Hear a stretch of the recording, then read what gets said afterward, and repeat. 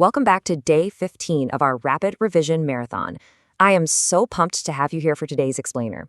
We're going to run a mixed MCQ gauntlet that is specifically designed to sharpen not just your textbook knowledge, but your actual exam day survival skills for UPSC Prelims 2026. Because, let's be real, knowing the syllabus is only half the battle. Knowing how to actually navigate a brutal question paper, that's the secret sauce that gets you over the line. Here is our game plan for today.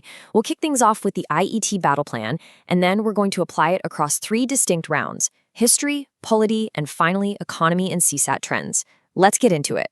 Section 1, the IET Battle Plan, beating the negative marking.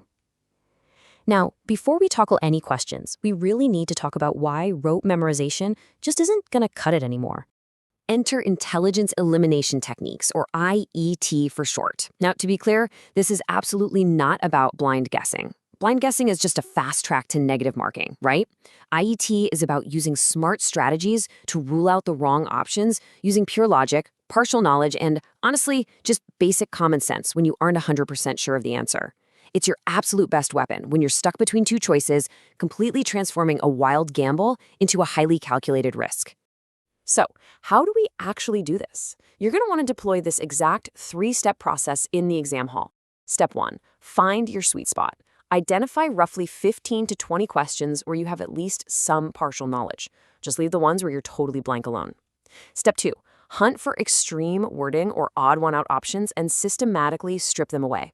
And step 3, use whatever context you have left to arrive at the most logical answer. This is how you confidently maximize your attempts.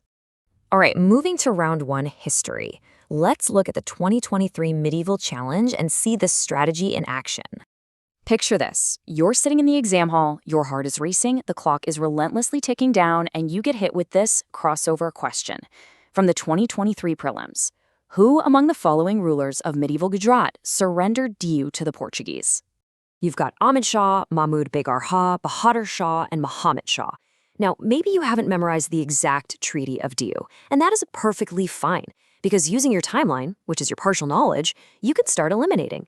The Portuguese established their real presence in India in the 16th century, right? Well, if you know that Ahmad Shah and Mahmud Begar Shah belonged to a much earlier era of the Gujarat Sultanate, boom, you can just cross them out. By logically ruling out those earlier timelines, you arrive right at the correct answer, Bahadur Shah. See? That is IET in action. Onward to round 2, polity, decoding the Constitution. Let's tackle a concept that literally trips up thousands of aspirants every single year. Here is another fantastic, slightly tricky question from 2023. In essence, what does due process of law mean?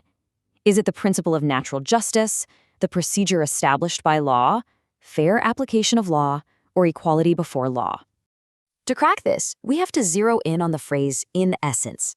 You see, procedure established by law is a strictly British concept. It just checks if the legal steps were technically followed, even if the law itself is totally harsh. But due process, which is an American concept adopted by our Supreme Court, demands that the law itself be fair, just, and reasonable. By contrasting these two, we can eliminate procedure established by law as just a technicality, which reveals that fair application of law is the precise, substantive answer they're hunting for. And why is it so crucial to nail these concepts? Well, if we map out the previous year questions from 2011 to 2025, a massive trend emerges.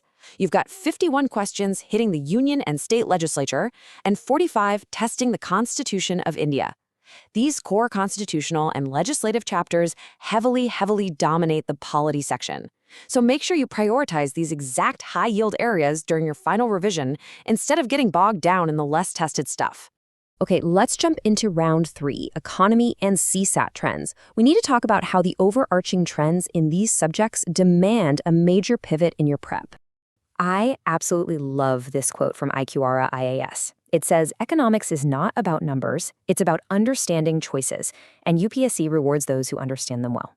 Honestly, this perfectly captures the modern prelims landscape.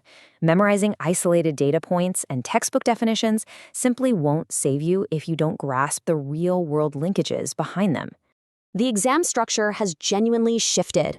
Back in 2017 and 2018, questions were largely conceptual and factual, basically a static dominance based on your core NCRTs.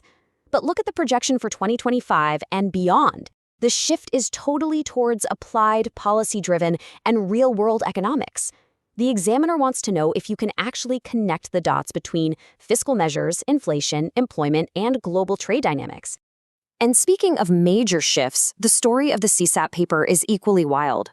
Tracking the question distribution over the last decade, from 2014 to 2024, the math questions have absolutely skyrocketed.